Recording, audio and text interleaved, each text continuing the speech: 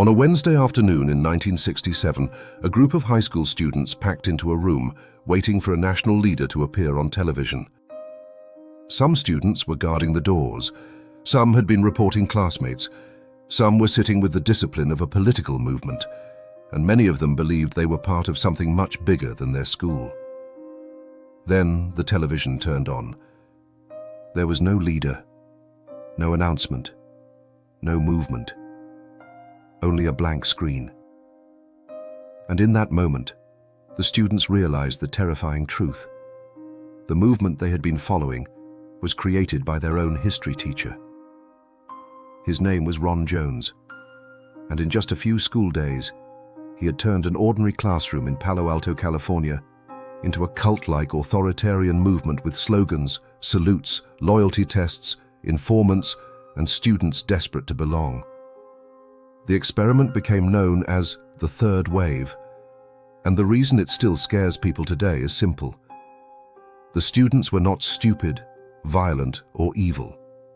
They were ordinary teenagers who discovered how quickly obedience can feel like purpose when the right person gives it a name. Hello everyone, and welcome back to our channel. Today, we are going into the true story of the Third Wave, a classroom experiment from 1967 that tried to answer one disturbing question. How could ordinary people follow dangerous movements and later say they did not realize what was happening? And the answer did not come from a textbook. It came from the students themselves. Ron Jones was teaching at Cubberley High School in Palo Alto when a student asked him how normal people in Nazi Germany could claim they did not understand what was happening around them.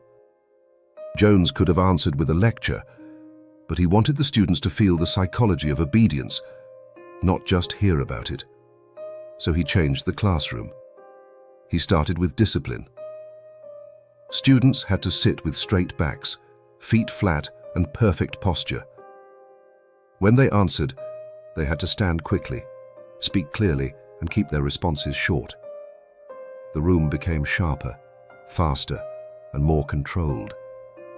And here is the uncomfortable part. At first it worked. The students focused better. The class moved with energy. The room felt organized. Nobody was being asked to hate anyone. Nobody was being asked to do anything extreme. They were simply being taught that discipline made them stronger. Jones gave them a slogan: strength through discipline. The students repeated it, and the classroom began to change. What started as a lesson became a feeling. The students were no longer just learning about control. They were experiencing how good control can feel when it makes everything seem clear. The next day, Jones walked into the classroom and saw something that surprised him. The students were already sitting at attention, waiting for him to continue. That was the moment the experiment became dangerous, because now the students were not just following instructions. Some of them wanted the structure. They wanted the energy. They wanted the feeling that this classroom was becoming something special. So Jones added the next ingredient: community. The movement got a name: the Third Wave. It was based on the idea that the third wave is the strongest wave. Suddenly the class had more than rules. It had identity. Then came the salute. Then came the slogans. Then came membership cards. Then came special roles. Then came students recruiting other students.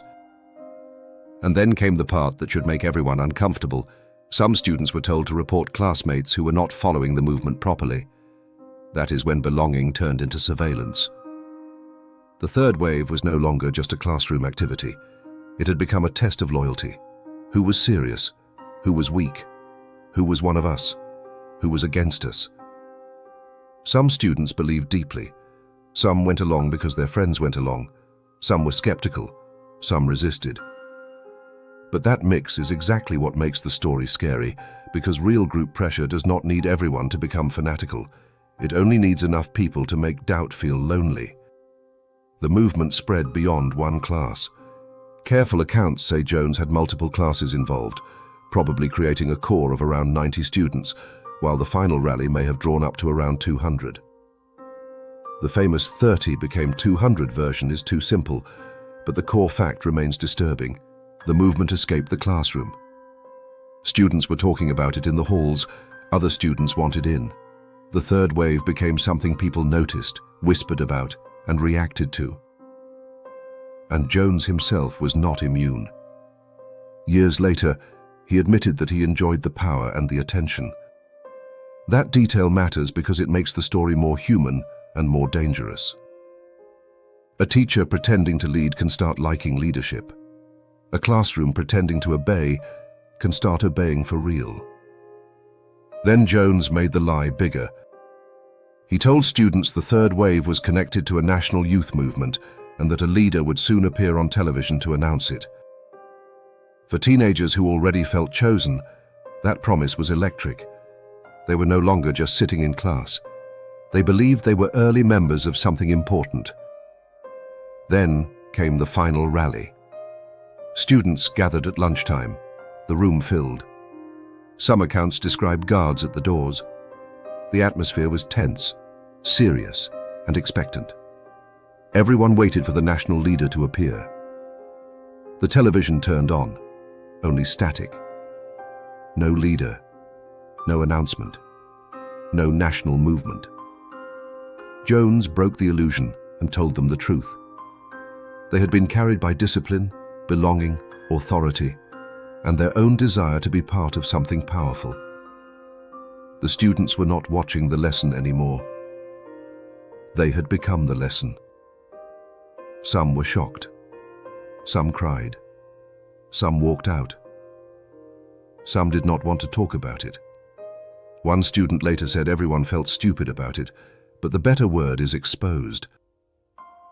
They had seen how fast normal people could trade judgment for belonging. That is the real horror of the third wave. It did not need years. It did not need a secret compound. It did not need monsters. It needed a trusted teacher, a room full of students, a few rules, a name, a salute, and the feeling that being part of the group made you stronger. This is why the story still matters. Most people imagine they would be the brave exception, the one who would refuse, the one who would see through it, the one who would speak up while everyone else followed. But the third wave asks a harder question. What would you do if everyone around you was already obeying? Would you resist or would you stay quiet? Would you question the movement or would you tell yourself it was only a school activity? Would you walk away or would you wait for someone else to walk away first? That is why this was not just a strange classroom experiment. It was a warning about authority, identity, and the terrifying comfort of letting someone else decide who you are. And there you have it. That is why the third wave still feels disturbing more than 50 years later. It shows that obedience does not always begin with fear. Sometimes it begins with belonging. And honestly, videos like this take a lot of time to research, write, build, and bring to life in a way that is both interesting and careful with the facts. So if this story made you think, or if you want this channel to keep going deeper into strange psychology, dark history, and unbelievable human behavior, your support really does matter. Leave a comment with the next story or question you want me to cover, because I actually use your ideas when choosing future videos. And if you enjoy this kind of content, please subscribe to the channel. It helps more than you think. Thank you all for watching, and I'll see you in the next strange story.